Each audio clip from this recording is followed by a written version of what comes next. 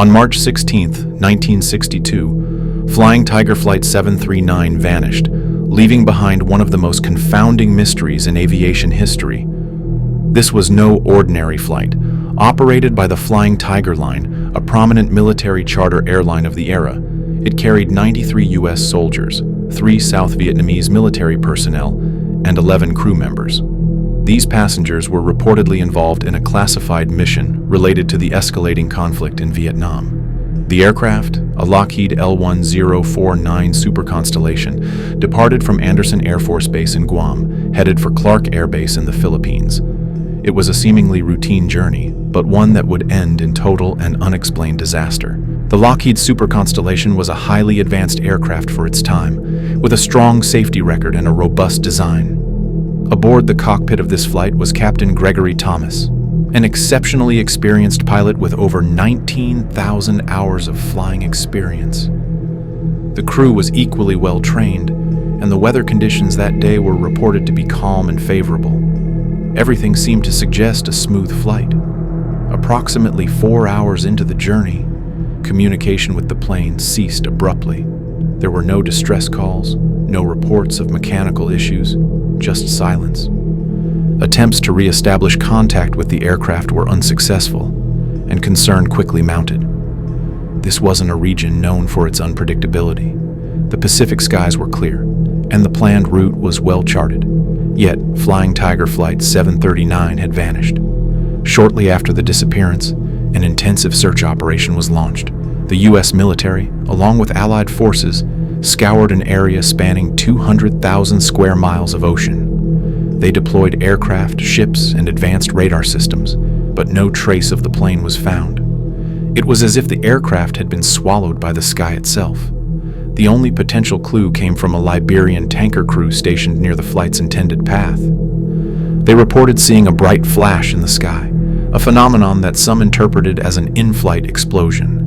But without debris, this theory was little more than speculation. The official investigation yielded no definitive answers. The Civil Aeronautics Board ultimately concluded that the plane had likely experienced an in-flight explosion, though the cause remained unknown. Sabotage was considered a possibility, given the military nature of the flight and the geopolitical tensions of the era. Without physical evidence or eyewitness testimony, this theory could not be proven. Some have suggested that mechanical failure could be to blame, despite the aircraft's reputation for reliability. Others point to sabotage, hypothesizing that the classified nature of the mission may have made the flight a target. A more fringe theory suggests that the flight could have been intercepted by hostile forces or even extraterrestrial activity. While these ideas are intriguing, none have been substantiated by concrete evidence. The lack of answers has left families of the victims in a state of unresolved grief. In 2019, the families of the servicemen aboard the flight made a memorial in Columbia Falls, Maine, honoring the 93 soldiers who vanished that day. The memorial stands as a testament not only to their sacrifice, but also to the enduring mystery that surrounds their disappearance. For the families, the pain of not knowing is as profound as the loss itself. The inscription on the memorial reads, "Gone but not forgotten, a poignant reminder of the human lives behind the statistics." 739's disappearance serves as a chilling reminder of how much we still don't know about the skies. Despite advancements in aviation technology and investigative techniques, there are some mysteries that remain unsolved. This case, in particular, raises unsettling questions about the limits of our knowledge. How can a plane carrying 107 people simply vanish in the modern era, leaving behind no evidence, no clues, and no closure? As we look to the future of aviation, the story of Flight 739 remains a cautionary tale. It underscores the importance of continuous innovation in safety, communication, and tracking systems. But it also reminds us that there are still forces, whether natural or man-made, that elude our understanding. The disappearance of Flying Tiger Flight 739 is more than just a historical anomaly. It is a human tragedy, a lingering enigma, and a stark illustration of the mysteries that still haunt our world.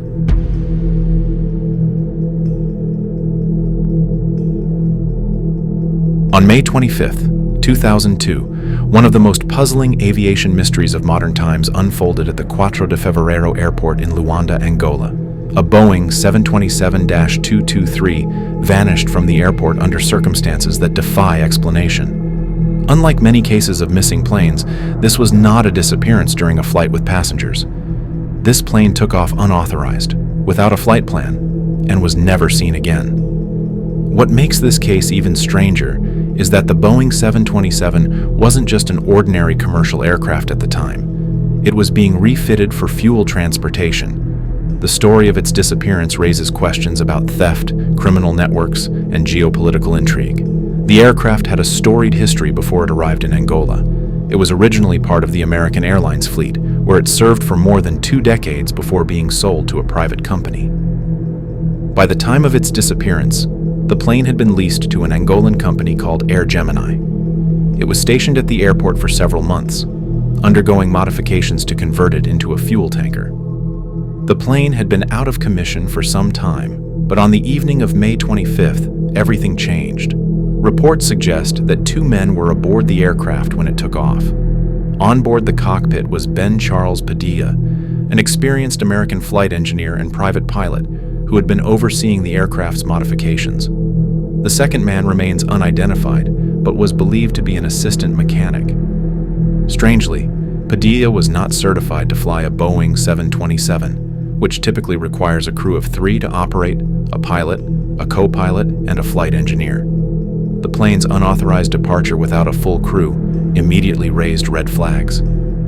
According to witnesses at the airport, the plane began taxiing on the runway in an erratic manner, suggesting it was being operated by someone unfamiliar with the aircraft's systems.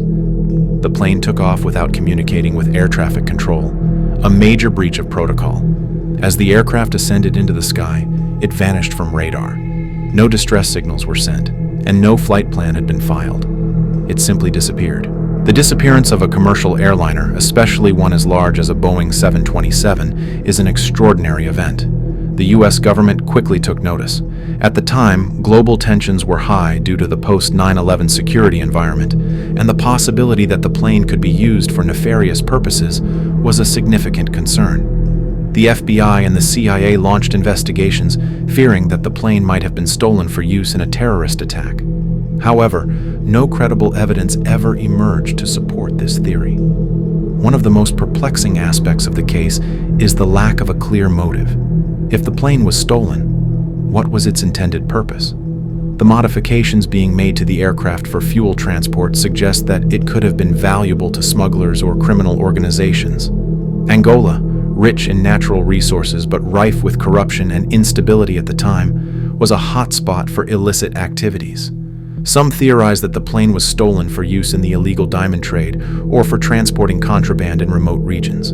Another theory points to financial disputes.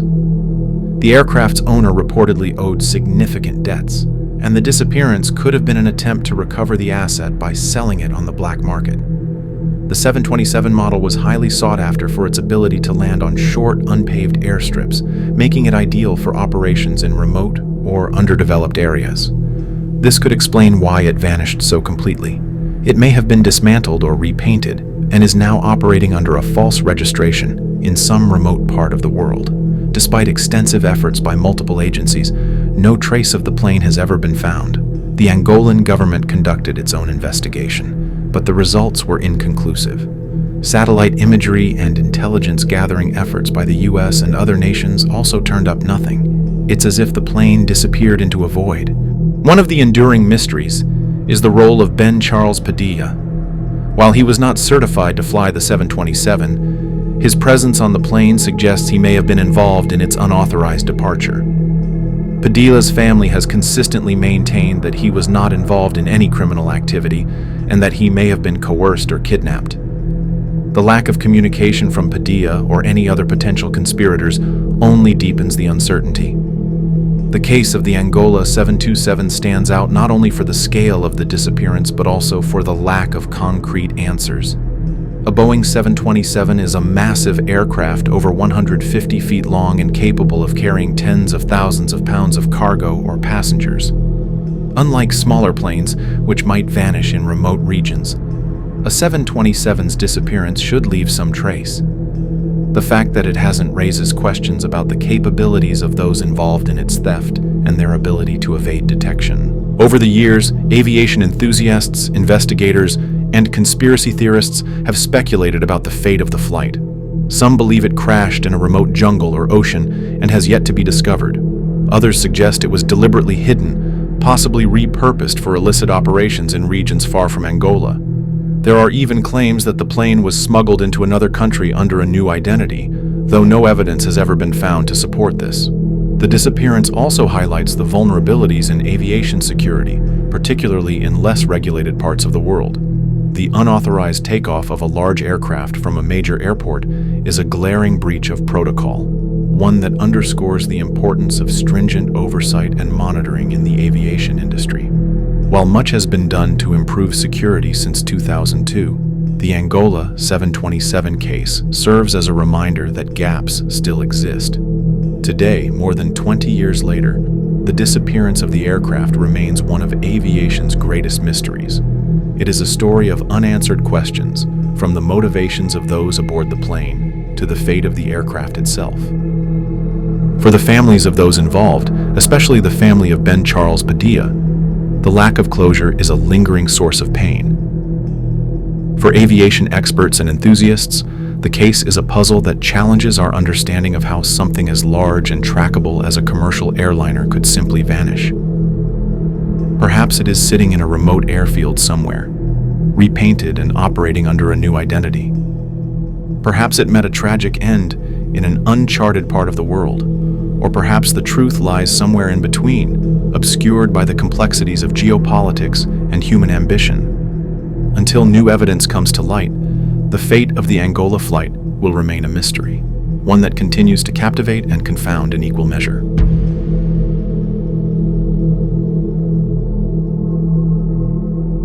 On December 5, 1945, Flight 19, a squadron of 5 TBM Avenger torpedo bombers, took off from Naval Air Station Fort Lauderdale in Florida for what should have been a routine training mission. It was a sunny afternoon, and the mission, a navigation exercise over the Atlantic Ocean, was a standard practice for the trainees on board. Yet what started as a simple drill soon spiraled into one of the most enduring aviation mysteries in history. By the end of the day, Flight 19 had disappeared without a trace, and the case would go on to spark theories ranging from navigational errors to supernatural explanations involving the infamous Bermuda Triangle.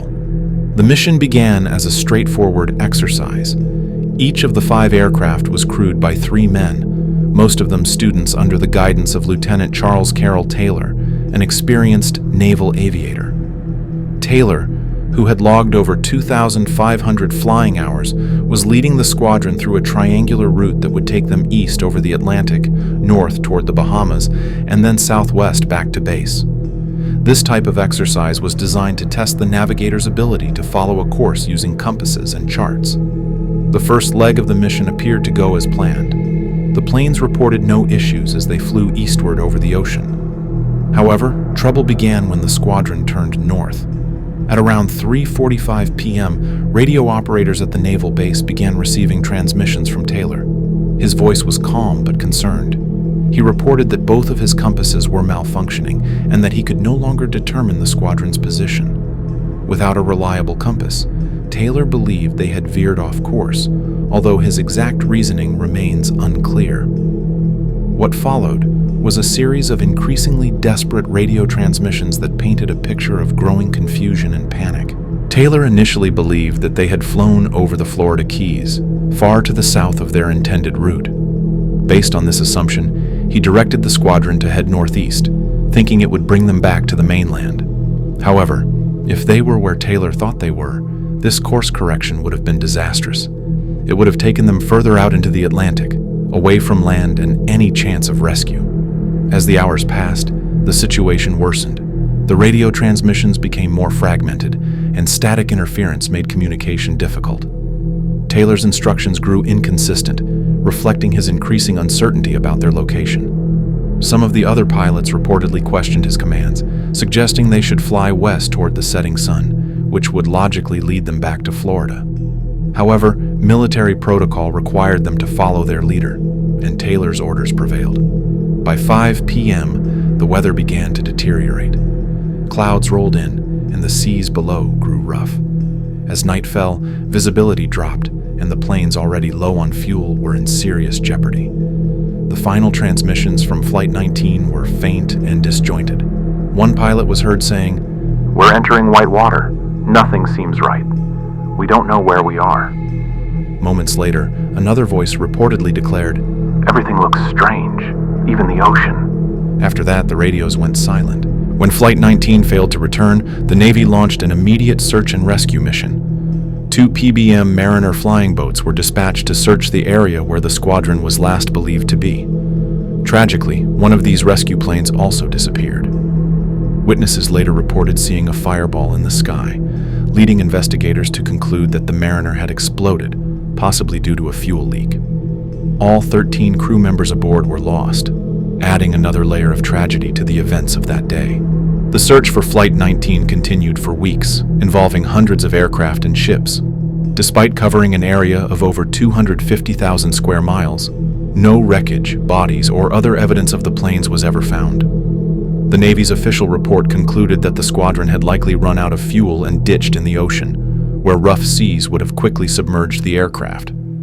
However, the report also noted Taylor's navigational errors as a contributing factor, describing his confusion as a key element in the tragedy. Taylor's family protested this conclusion, arguing that his instruments had failed and that he had done his best under impossible circumstances. The disappearance of Flight 19 has since become one of the most famous cases associated with the Bermuda Triangle, a loosely defined region of the Atlantic Ocean where numerous ships and planes are said to have vanished under mysterious circumstances.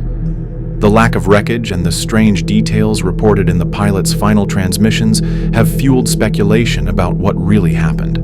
Some believe that the squadron was caught in an unusual weather phenomenon, such as an electromagnetic storm, that disrupted their instruments and disoriented the pilots. Others suggest that underwater methane gas eruptions could have caused the planes to crash and sink rapidly, leaving no trace. More outlandish theories propose supernatural or extraterrestrial involvement. The idea that Flight 19 was abducted by aliens or transported to another dimension has been popularized in books and movies, including Steven Spielberg's Close Encounters of the Third Kind. While these theories lack scientific evidence, they reflect the public's fascination with the unknown and the desire to explain events that defy conventional understanding. In recent years, advancements in technology have allowed for more comprehensive searches of the ocean floor, but Flight 19 remains elusive. The depths of the Atlantic are vast and largely uncharted, and locating the wreckage of 5 small planes in such an environment is a daunting challenge. Despite numerous expeditions, no definitive evidence has ever been found. The legacy of Flight 19 endures not only as a symbol of the dangers of early aviation, but also as a testament to the enduring mysteries of our world. The story highlights the fragility of human life in the face of nature's unpredictability and the limits of technology in solving certain enigmas. For the families of the 14 men lost that day, the lack of closure remains a painful reminder of their sacrifice. More than 75 years later, the disappearance of Flight 19 continues to captivate and confound. Whether the squadron's fate was the result of human error, environmental forces, or something more extraordinary, it serves as a haunting reminder of how much we still don't know about the skies above and the seas below.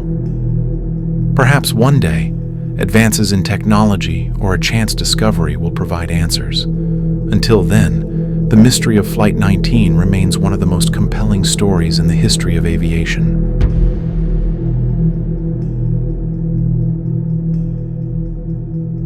On January 30th, 1979, Varig Flight 967 departed from Narita International Airport in Tokyo, Japan, on a cargo flight bound for Rio de Janeiro, Brazil. The Boeing 707 carried 6 crew members and a cargo of valuable paintings worth millions of dollars. What should have been a routine transoceanic flight turned into an enduring mystery when the plane vanished without a trace. No wreckage, bodies, or cargo has ever been found.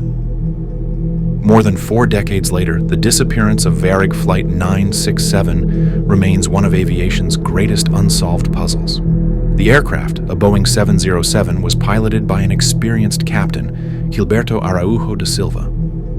Silva was a veteran with 23,000 flight hours and had been involved in a prior aviation incident in 1973 when he successfully ditched a plane in the Amazon River after a hijacking. The rest of the crew included First Officer Carlos Pereira, Flight Engineer Antonio Brasileiro, Flight Engineer Trainee Ivanir Jorge, Navigator Raul Batista, and Cargo Supervisor Yoshihiro Tanaka. Together, they formed a highly skilled team that seemed fully capable of managing the long-haul flight from Japan to Brazil. The cargo aboard Flight 967 added an unusual layer to the mystery. Among the freight were 153 paintings by the renowned Japanese-Brazilian artist Manabu Mabe, which were en route to an exhibition in Rio de Janeiro. These paintings, valued at millions of dollars, have never been recovered.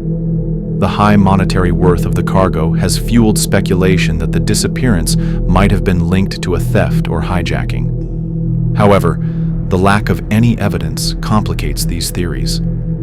The flight took off from Narita Airport at approximately 8:23 p.m. local time. Its first planned stop was Los Angeles International Airport, where the crew would refuel before continuing to Rio de Janeiro. The early stages of the flight appeared uneventful. The weather along the route was clear, and the crew did not report any mechanical issues. However, after less than 30 minutes in the air, all contact with Flight 967 was lost.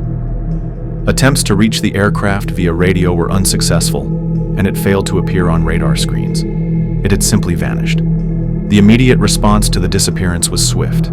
Search and rescue operations were launched, covering vast stretches of the Pacific Ocean near Japan. The Japanese Coast Guard, along with international aviation authorities, scoured the flight path for any signs of debris. Despite these efforts, not a single piece of wreckage or any of the paintings aboard the plane was found. The Boeing 707, its crew, and its valuable cargo had disappeared as though swallowed by the sea.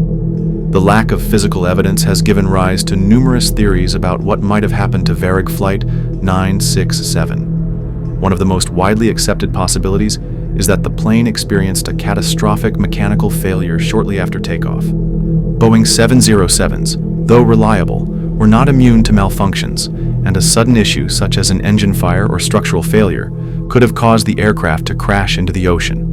However, even in the event of such a disaster, it is unusual for no debris to be recovered. Large aircrafts like this aircraft typically leave some trace, such as floating wreckage or an oil slick.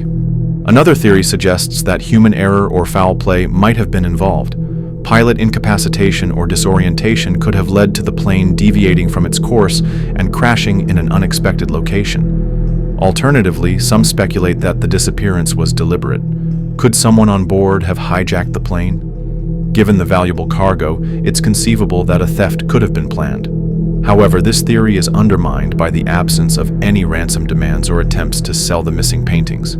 The mysterious nature of the flight's cargo has also fueled conspiracy theories.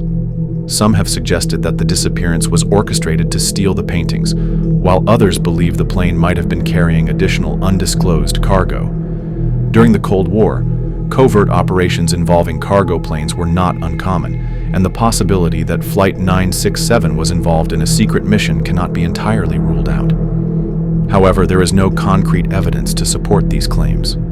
The disappearance of Varig Flight 967 has often been compared to other famous aviation mysteries, such as the loss of Malaysia Airlines Flight MH370 in 2014. Both cases involve large modern aircraft that vanished without a trace, leaving investigators and families desperate for answers. The parallels highlight the challenges of searching vast and remote areas where even the most sophisticated technology can fail to uncover the truth. For the families of the crew members aboard Flight 967, the lack of closure has been particularly painful. Without any wreckage or remains, it has been impossible to determine the exact cause of the tragedy. The mystery has left them in a state of limbo, unable to fully grieve or move on. Similarly, the art world has mourned the loss of Manabu Mabe's paintings, which were considered irreplaceable treasures of Japanese-Brazilian culture. Over the years, advancements in technology have raised hopes that the mystery of Flight 967 might one day be solved. Deep-sea exploration techniques, satellite imagery, and improved tracking systems have made it possible to locate wreckage in areas once thought inaccessible. However, the Pacific Ocean is vast, and without more specific information about the plane's last known location, the chances of discovering its remains remain slim. The disappearance of Varig Flight 967 continues to fascinate aviation enthusiasts, historians, and conspiracy theorists alike.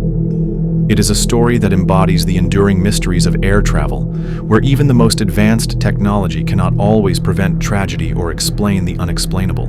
For now, the Boeing 707, its 6 crew members, and its priceless cargo remain lost to the depths, their fate a haunting reminder of how much we still do not know about the skies we navigate and the oceans that lie beneath.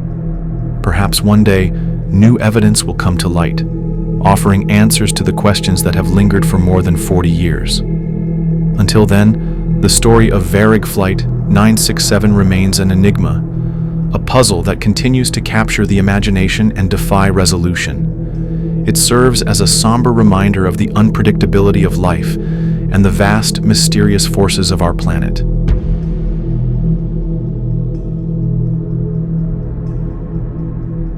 On the night of June 23, 1950, Northwest Orient Airlines Flight 2501, a sleek and modern Douglas DC-4 aircraft, took off from New York City's LaGuardia Airport, bound for Seattle, Washington. The flight was scheduled to make a stop in Minneapolis, but it never arrived.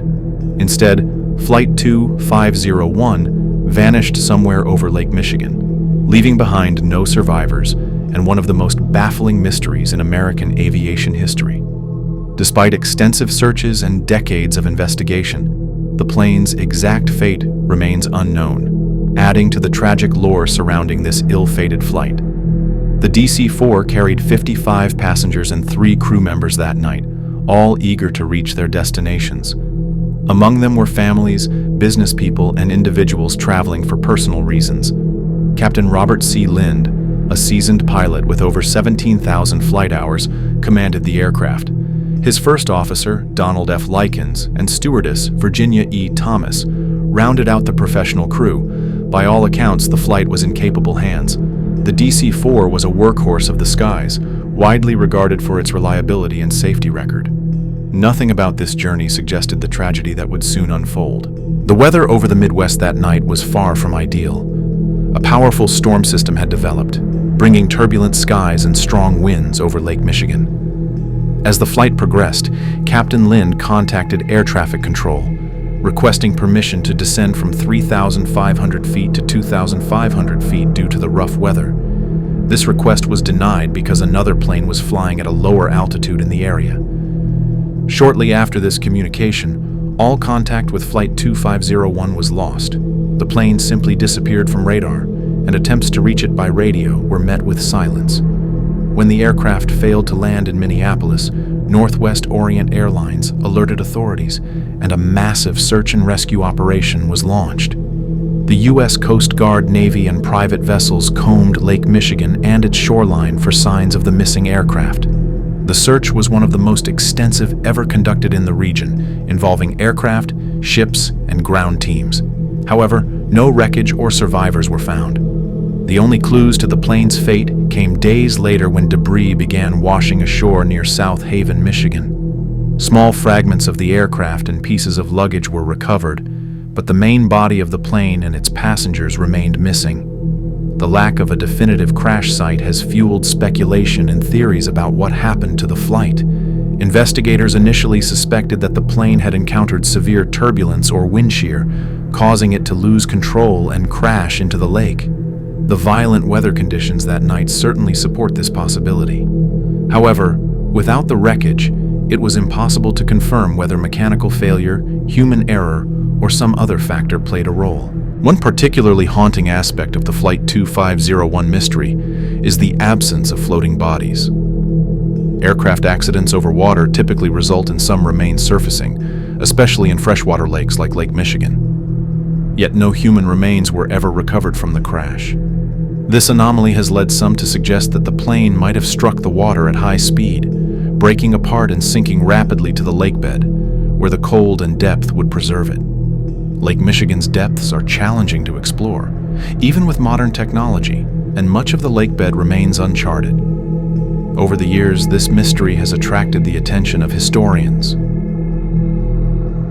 One of the most prominent efforts to locate the wreckage has been led by Valerie Van Heest, a member of the Michigan Shipwreck Research Association. Since 2004, the MSRA has conducted underwater searches using sonar equipment, focusing on areas of Lake Michigan where the plane is believed to have gone down. Despite identifying numerous shipwrecks and other anomalies, the group has yet to find any trace of Flight 2501. Theories about the disappearance have ranged from the plausible to the fantastical.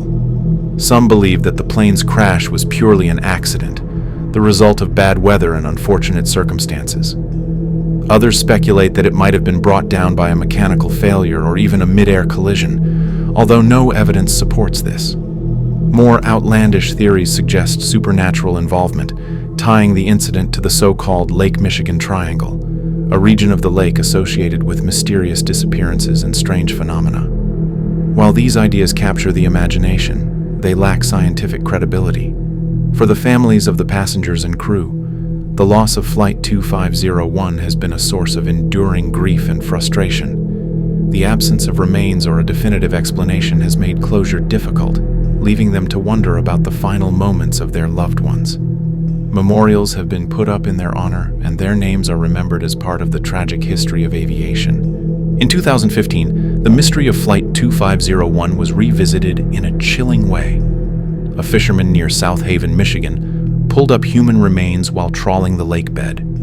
The remains were initially thought to belong to one of the passengers, but forensic testing determined they were much older, likely dating back to indigenous settlements near the lake.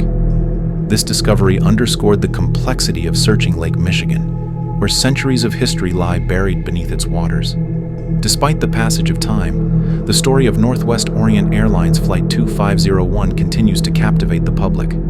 It represents not just a tragedy, but also the enduring allure of unanswered questions.